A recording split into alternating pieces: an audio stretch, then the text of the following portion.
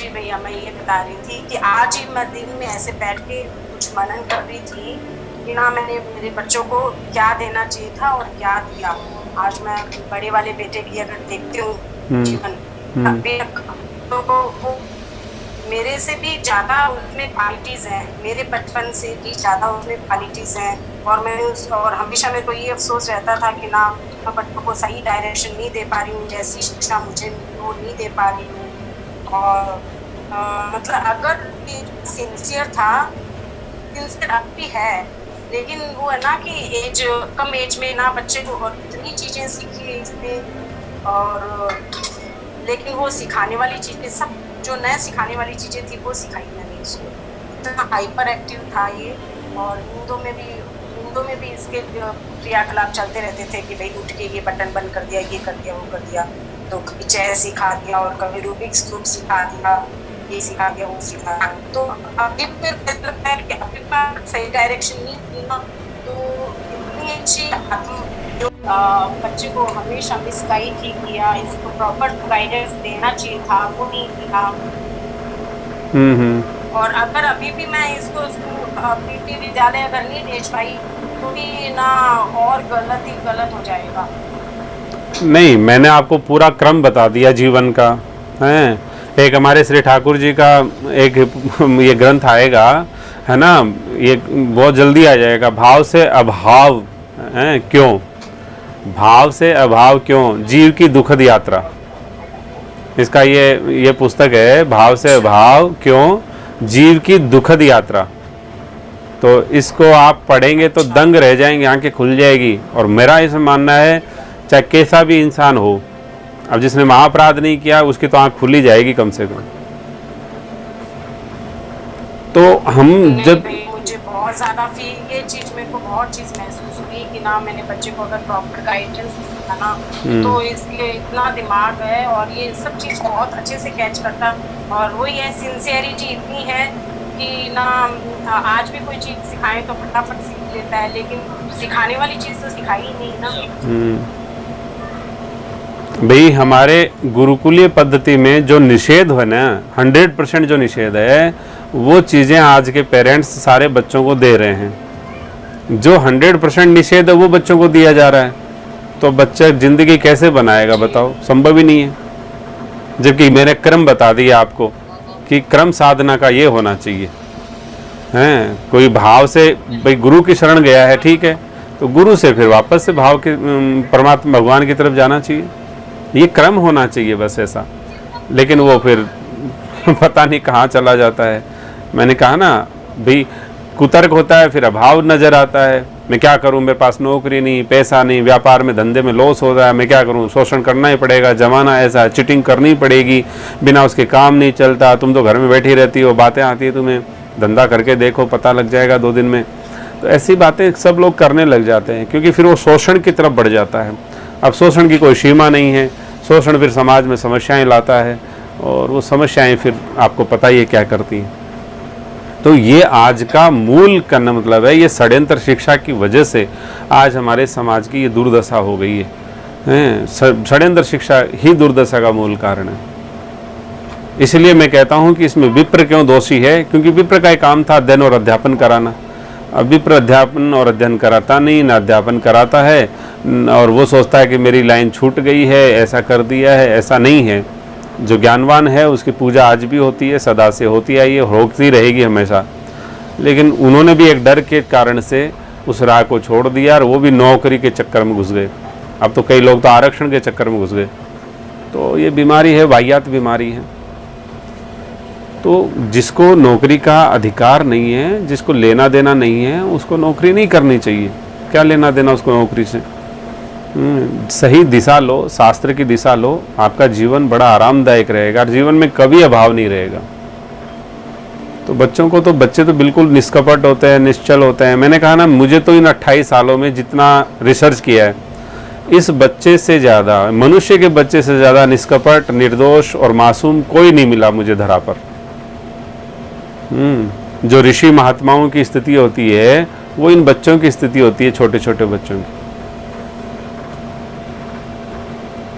कोई भी पेरेंट्स ऐसा नहीं है जो अपनी महत्वाकांक्षाओं को बच्चों के माध्यम से पूरा नहीं करना चाहता है कि अपनी महत्वाकांक्षाओं को। जैसे मान लीजिए आपके श्रीमान से चर्चा हुई थी तो वो क्या कह रहे थे कि हाँ ये व्यापार समझ लें और व्यापार में ये चीज़ करने लग जाएं, हैं तो वो ये चीज़ करने लग जाएं। तो ऐसा नहीं है, पता नहीं उनके नसीब में क्या लिखा है, किस चीज़ का व्यापार लिखा है, किसका नहीं लिखा है। आपने अपने पिता का व्यापार कैरी ऑन नहीं किया होगा, ये शायद आपका व्यापार नहीं करेंगे, या जैसा भी है। व्यापार की फिलॉसफी कुछ अलग होती है। कहना मतलब है कि आदमी हर तरह से डिस्टर्ब क्यों हो गया है, वो एक क्रम को, प्रोसेस को फॉलो नहीं करने की वजह से हुआ है। तो हम लोगों को थोड़ा सा जितना भी हो, क्योंकि संतान हमारी अपनी होती है, बच्चे हमारे अपने हैं, कल को भविष्य उनका बनना है, उसका परिणाम हमें भोगना है, तो उसलिए हमें बहुत सावधानी पूर्वक कदम उठाने की ज़रूरत है। जब सर्वत्र ऐसा षड्यंत्र नंगा नाच कर रहा हो तो हमें तो बड़ी समझ से जीना चाहिए। उस समय विशेष सावधानी की ज़रूरत होती है। राधे राधे। जी भैया, राधे राधे।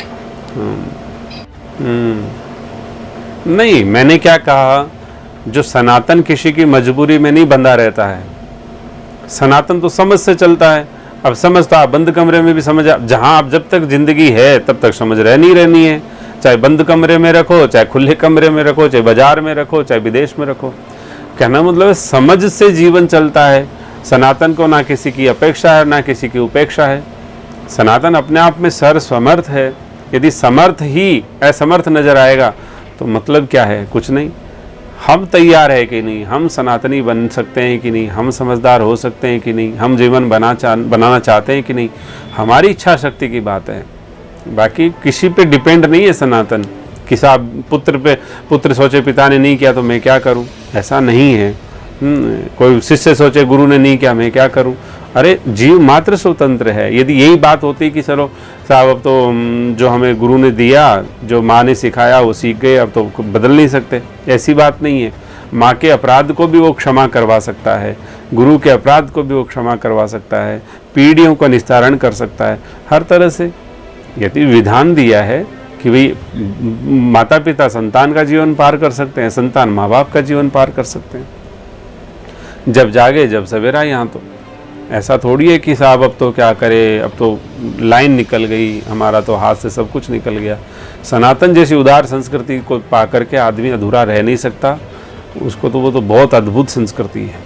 इसलिए गर्व करो अपने आप पर कि हम सनातनी हैं। गर्व करो अपने आप पर कि हमें ईश्वर ने इतना कुछ दिया है, इतना अद्भुत विज्ञान दिया है।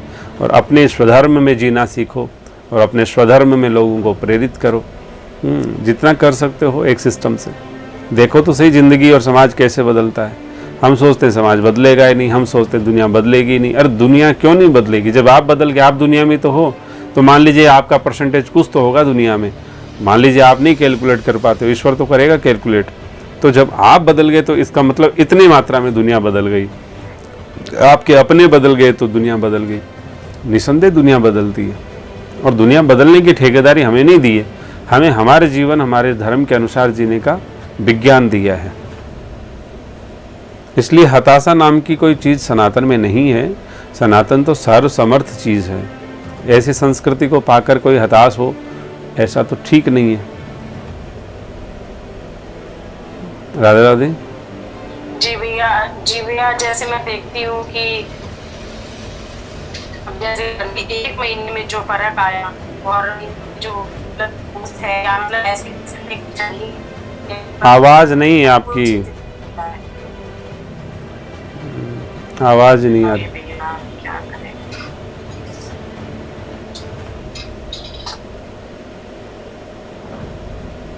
मैं घर बाहर जाके, हाँ अब आ गई, अब आ गई।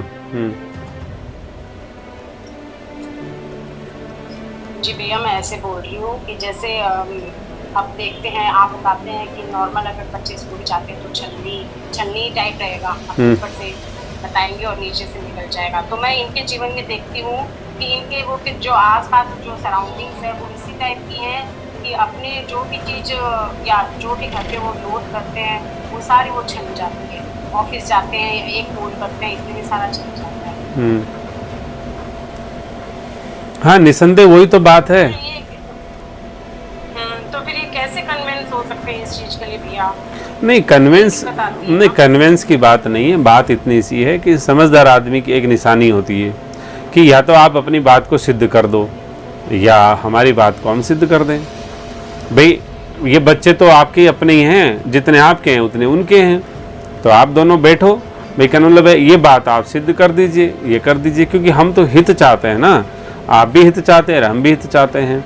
आपका हित का जो गाइडलाइन पूरा प्रोसेस लिख दो पर पेपर पे, मैं मेरे उसका लिख देती हूँ। हमारे वाले में अश्योरिटी चाहते हो तो हम लिख कर दे देंगे, और उन वाले में अश्योरिटी कोई दुनिया का माइका लाल लिख ही नहीं सकता, क्योंकि वो भी तो उस सिस्टम से निकले हुए हैं, आप भी उस सिस्टम से निकली हुई हैं, पूरा समाज वहाँ से निकला हुआ है।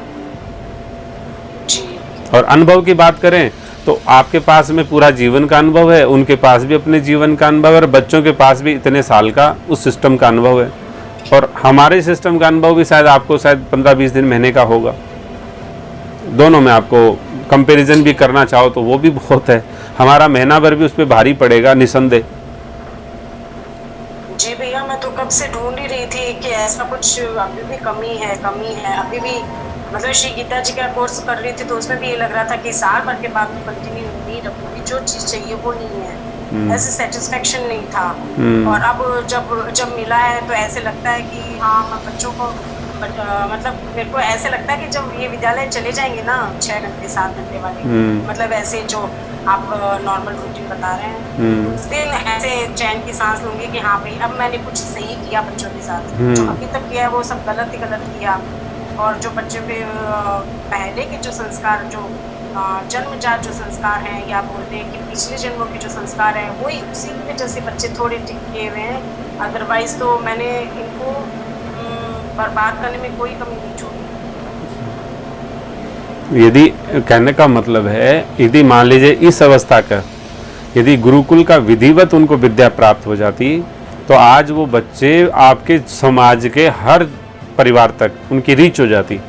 Reach in the sense positive reach, कि आपका समाज ही उनसे प्रेरणा लेने लगता। आपके समाज में एक जैसे ना प्रॉब्लम की हो जाते, कोई भी प्रॉब्लम को सॉल्व करना है, यार उसको फ़ोन लगा दो, यार उसको फ़ोन लगा दो। कहने का मतलब वो एज एक समाज में, परिवार में वो एज ए गाइडर बन जाते हैं। क्योंकि गुरुकुल जो सिस्टम है, जो विद्या है, वो आपको प्रकाशित करता है। जो षड्यंत्र शिक्षा है वो आपको अंधकार में धकेलता है। ये बहुत बड़ा चेंजेस है। जिस चीज़ की आपकी चाहना है वो उस षड्यंत्र में मिल ही नहीं सकती, किसी जन्म नहीं मिल सकती। वो चाहे उसका कितना ही रेक्टिफिकेशन है, कितना ही इम्प्रूवमेंट कर ले, वो कभी मिल ही नहीं सकती। भाई आप जैसे कि मानस में महामंत्र में कहते हैं कि चलो रेत से कदापि हो सकता है कि वो निकल जाए तेल, लेकिन उस सिस्टम से तो शांति मिल ही नहीं सकती, कभी नहीं मिल सकती किसी को। तो जब उस सिस्टम को शांति दे ही नहीं सकता, और शांति जीवन की मांग है ही है। शांति समझ लो, संपत्ति समझ लो, परमानंद समझ लो, जीवन का अर्थ समझ लो, भाव समझ लो, परम प्रेम समझ लो, भगवान समझ लो, तो वहाँ ऐसा कुछ भी नहीं मिलेगा। और आज ही नहीं, कभी नहीं मिलेगा। तो ऐसे षड्यंत्र में ट्रैप्ड हो रहे हैं और कंटिन्यूटी में होते जा रहे हैं। तो एक समस्या है हमारे लिए, और ये समस्या हमारे जीवन को, बच्चों के जीवन को बर्बाद करने से पहले ही हम इस पे सावधान हों तो बड़ी अच्छी बात है।